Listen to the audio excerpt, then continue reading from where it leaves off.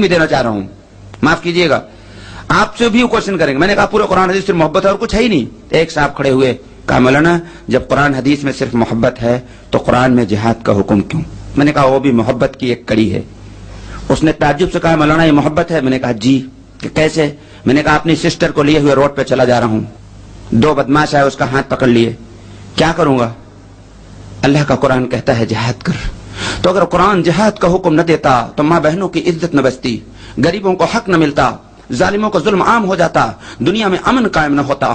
تو جہاد محبت کی ایک کڑی ہے. وہ جہاد غلط ہے جو تمہاری گیتا میں لکھا ہوا ہے کہ ارجن جہاد کر, جیت جائے گا تو لڑکیاں ملے گی, گھوڑا ملے گا, راج ملے گا. قرآن نے اس کو حرام قرار دیا ہے.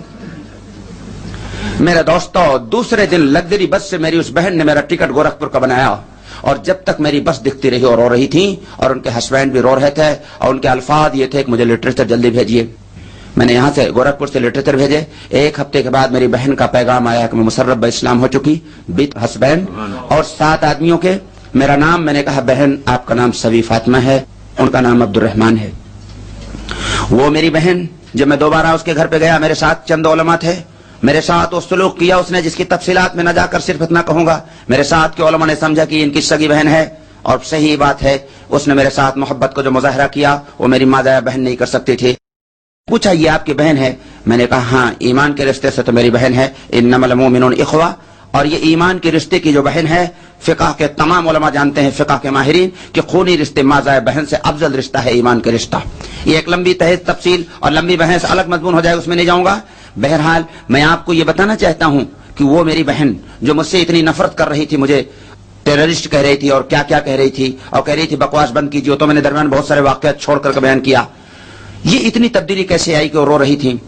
اور میرے جانے کے بعد اب ان کا یہ استقبال, یہ قرآن کا اسٹیٹمنٹ ہے, BBC کا نہیں. فیض الذی بینک و بینہ عداوۃ کانہ ولی حمیم. ہم نفرت کو محبت میں تبدیل کر دیں گے. کب؟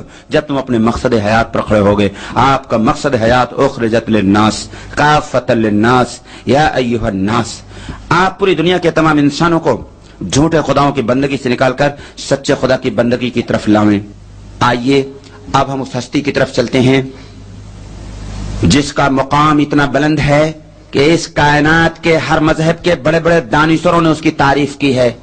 اگر اپنی بیٹی کی تعریف ماں کرے تو کوئی تعریف نہیں ہے, تعریف اس کو کہتے ہیں جس کا غیر کریں.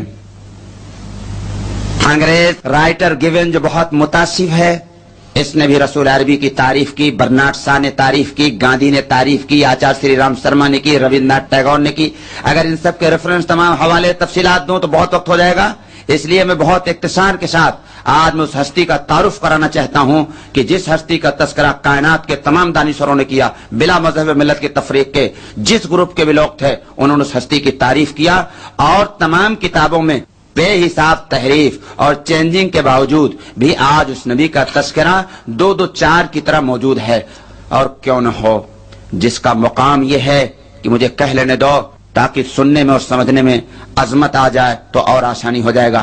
جو فخر الرسل ہیں, سید کل ہیں, ہادی سبل ہیں, ساقی کوثر ہیں, انبیاء کے امام ہیں, جن کی لباس کی ادائیں قرآن کی آیات بن جاتی ہیں. جب چادر اوڑھ کے آتے ہیں تو قرآن پکار اٹھتا ہے یا ایھا المدثر. جب کمبل اوڑھ کے آتے ہیں قرآن کہتا ہے یا ایھا المزمل. جو صف بصف بھی تھے, سر بقب بھی تھے, جو عابد بھی تھے, توجہ چاہتا ہوں, جو عابد بھی تھے, مجاہد بھی تھے, تاجدار فقر و گنا بھی تھے, رازدار جود و سخا بھی تھے, جن کے تبسم سے جنت مچلنے لگے, جن کے غصے سے جہنم ابلنے لگے, جن کے قدم اٹھیں تو عرش معلیٰ تک پہنچے, جن کی انگلی اٹھے تو چاند 2 ٹکڑا ہو جائے. اتنی عظیم ترین ہستی کا تذکرہ پچھلی تمام کتابوں میں موجود ہے. آئیے ہم آپ کو اختصار کے ساتھ چند حوالے دیتا ہوں. بھاگوت پران 12واں اسکند 2واں ادھیائے 19ویں شلوک کے اندر رسول عربی کی آمد کی خبر و علامات لکھی ہیں. اسما شگما روحا دیو دتم جگت پتی اسنا سات دمن مستئی سور گڑانوتا. 8 ایشوریوں اور گڑوں سے یکت جگت پالک دیوتاؤں دوارا دیے گئے ویگ گامی اسو پر چڑھ کر تلوار سے دشٹوں کا دمن کریں گے. اشٹئی شور گڑانوتا یعنی 8 خوبیاں ہوں گی. انتم سندیشتا کے اندر 8 خوبیاں ہوں گی. وہ 8 خوبیاں کیا ہیں؟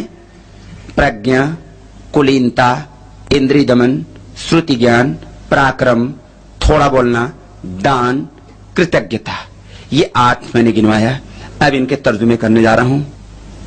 प्रज्ञा उस ज्ञान को, उस इल्म को कहते हैं जो